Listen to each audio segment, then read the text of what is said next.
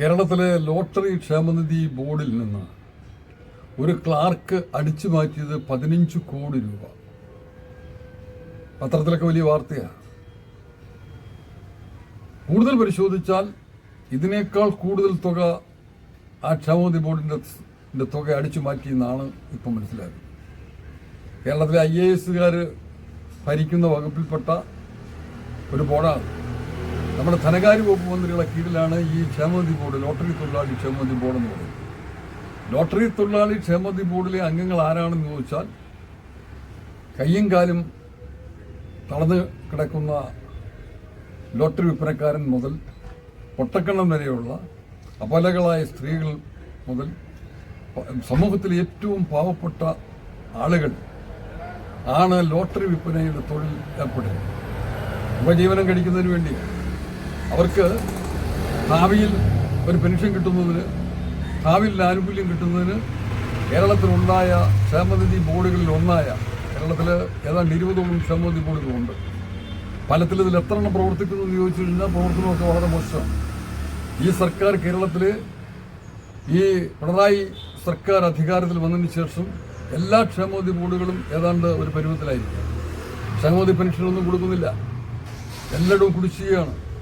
കർഷക തൊഴിലാളി ക്ഷേമനിധി ബോർഡിലും മറ്റ് മോട്ടോർ തൊഴിലാളി ക്ഷേമനിധി ബോർഡിലും നിർമ്മാണ തൊഴിലാളി ക്ഷേമനിധി ബോർഡിലും ഒക്കെ പെൻഷൻ കിട്ടിയിട്ട് മാസങ്ങളേറെയായി. ഇവരുടെ ഒന്നും കാര്യം പരിഹരിക്കാത്ത ഈ കേരളത്തിൽ ധനകാര്യ വകുപ്പ് മന്ത്രിയുടെ കീഴിൽ മാത്രമുള്ള ഒരു ക്ഷേമനിധിയാണ് ഈ ലോട്ടറി തൊഴിലാളികളുടെ ക്ഷേമനിധി ബോർഡ്. 50 രൂപ വെച്ച് ഒരു ക്ഷേമനിധി അംഗം, ഒരു ലോട്ടറി വിൽപ്പനക്കാരൻ 50 രൂപ വീതം മാസം തോറും അടയ്ക്കുന്ന, അംശാദായം അടയ്ക്കുന്ന തുകയാണ് കോടിക്കണക്കിന് രൂപ ആസ്തിയുള്ള ഈ ക്ഷേമനിധി ബോർഡിലെ സമ്പത്ത്. അത് മുഴുവൻ അടിച്ചു മാറ്റുന്നു. അത് കണ്ടുപിടിക്കാൻ ആളില്ല. എത്ര വർഷത്തെയാണെന്നറിയാമോ ഈ ക്ഷേമനിധി ബോർഡിലെ കൊള്ള തുടങ്ങിയിട്ട്? വർഷങ്ങളോളമായി.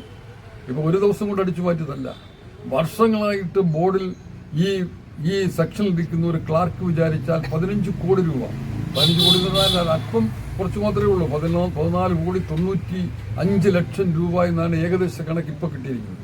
കൂടുതൽ പരിശോധിച്ചാൽ ഒരുപാട് തുക അടിച്ചു മാറ്റുന്നുണ്ട്. ഏതൊക്കെ രംഗത്തായി ഈ അഴിമതി കേരളത്തിൽ? കേരളം മുഴുവൻ അഴിമതിയുടെ, നമുക്ക് അറിയാം, ശബരിമല ധർമ്മശാസ്താവിന്റെ സ്വർണം അടിച്ചു മാറ്റി.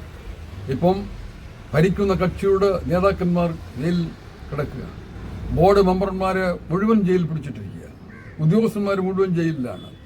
ഇതുവരെ അടിച്ചു മാറ്റിയ സ്വർണത്തെക്കുറിച്ച് SIT ഇതുവരെ കണ്ടെത്തിയിട്ടില്ല. എവിടെയാണ്, എത്രമാത്രം പോയി? കുറെ പേരെ അറസ്റ്റ് ചെയ്തു എന്നുള്ളതല്ലാതെ അതിന്റെ അന്വേഷണത്തിൽ ഒരു തുമ്പും യഥാർത്ഥത്തിൽ ഇതുവരെ കിട്ടിയില്ല.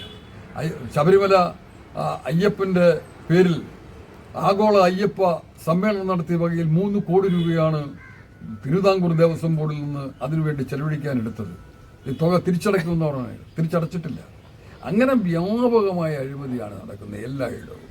സ്കൂളിൽ ഉച്ചക്കഞ്ഞി മുതൽ, സ്കൂളിലെ യൂണിഫോം വിതരണം മുതൽ, നേരിട്ട് എനിക്ക് ബോധ്യമുള്ള പല സ്കൂളുകളിലും, സർക്കാർ സ്കൂളുകളിൽ കുട്ടികളുടെ യൂണിഫോം വിതരണത്തിൽ വലിയ അഴിമതി നടക്കുന്നുണ്ട്. ഇത് അന്വേഷിക്കാൻ ആരുമില്ല. ഈ കേരളത്തിൽ ഒരു ഭരണമില്ല എന്നുള്ളതിൻ്റെ ഏറ്റവും വലിയ തെളിവാണ് ഈ ക്ഷേമനിധി ബോർഡിലെ കൊള്ള, അതുപോലുള്ള ഈ ശബരിമലയിലെ കൊള്ള. ഇത്തരം കൊള്ളയ്ക്കൊന്നും അറുതി വരുത്തുന്നതിന് ഈ ഗവൺമെന്റിനെ കൂടി കഴിയുന്നില്ല. ഗവൺമെന്റിനാകപ്പാടെ 3-4 മാസം മാത്രമേ ഇനി ശേഷിക്കുന്നുള്ളൂ. ഇത്രയും കാലത്തിനകം വെച്ച് ഇത് മുഴുവൻ അടിച്ച് മാറ്റി, മുഴുവൻ നശിപ്പിച്ച് ഏതാണ്ട് ഒരു പരുവത്തിലാക്കി നമ്മുടെ സംസ്ഥാനത്തിലെ ഖജനാവിന്റെ സ്ഥിതി ഇങ്ങനെ അടിച്ച് പലരും അടിച്ചുകൊണ്ട് പോയതിന്റെ പുറത്തും ധൂർത്തിന് വല്ല കയ്യും കിടക്കും ഉണ്ടോ? കാറുകൾ, പുതിയ കാറുകൾ വാങ്ങിക്കുന്നതിന്, അല്ലെങ്കിൽ മറ്റ് വിദേശ രാജ്യങ്ങളിലെ സർക്കിട്ട് നടത്തുന്നതിന് ഒക്കെ ചെലവഴിക്കുന്ന പണം എന്ന് പറഞ്ഞാൽ നമ്മുടെ ഖജനാവിലെ പണമാണ്. ഈ ഖജനാവിൽ എന്ന് പറഞ്ഞാൽ ഇന്ന് എത്ര ലക്ഷം കോടി രൂപയുടെ കടമാണ് ഈ നമ്മുടെ കേരള സംസ്ഥാനത്തിനുണ്ടായിരിക്കുന്നത്. എല്ലാം കിഫ്ബിയുടെ പേരിൽ കടമെടുത്തിട്ട് അത് വികസന പ്രവർത്തനം നടത്തി എന്ന് എന്നെങ്കിൽ എവിടെ ഇത് നടത്തിയെന്നാ പറയുന്നത്? എന്ത് പുരോഗതിയാണ് ഉള്ളത്? ഇപ്പൊ ഇന്ന് കൊല്ലം ജില്ലയിലെ ആശുപത്രി, കൊല്ലം ജില്ലാ ആശുപത്രിയുടെ പ്രധാനപ്പെട്ട കെട്ടിടം ഇടിഞ്ഞു വീഴും എന്നൊരു വാർത്ത ഒരു പത്രത്തിലല്ല, മിക്കവാറും എല്ലാ പത്രത്തിലും. അത് ഇടിഞ്ഞു വീണാൽ അവിടെ കിടക്കുന്ന രോഗികൾ എത്ര പേർക്കായിരിക്കും അതിനെ ബാധിക്കുന്നത്? ഇതൊന്നും ചെയ്യുന്നില്ല. എന്നാൽ ഈ ധൂർത്ത് എന്ന് പറയുന്നത് മുമ്പൊരിക്കലുമില്ലാത്ത തരത്തിലുള്ള ഏതാണ്ട് ഒഴിയുമ്പം കൂമ്പ് വരെ അറുത്തുകൊണ്ട് പോവുക എന്ന് പറഞ്ഞതുപോലെ ഇനി 2-3 മാസമുണ്ട്. അതിൽ നിന്ന് കിട്ടാവുന്നത് മുഴുവൻ അടിച്ചു മാറ്റുകയാണ് പല ഡിപ്പാർട്ട്മെന്റിലും.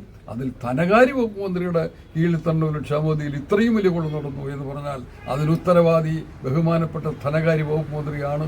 അദ്ദേഹം ഇത് ശരിയാണെങ്കിൽ ഒരു നിമിഷം പോലും ഈ ഭരണത്തിലേക്കാൻ യോഗ്യനല്ല എന്നാണ് ഈ കാര്യത്തിൽ എനിക്ക് പറയാനുള്ളത്.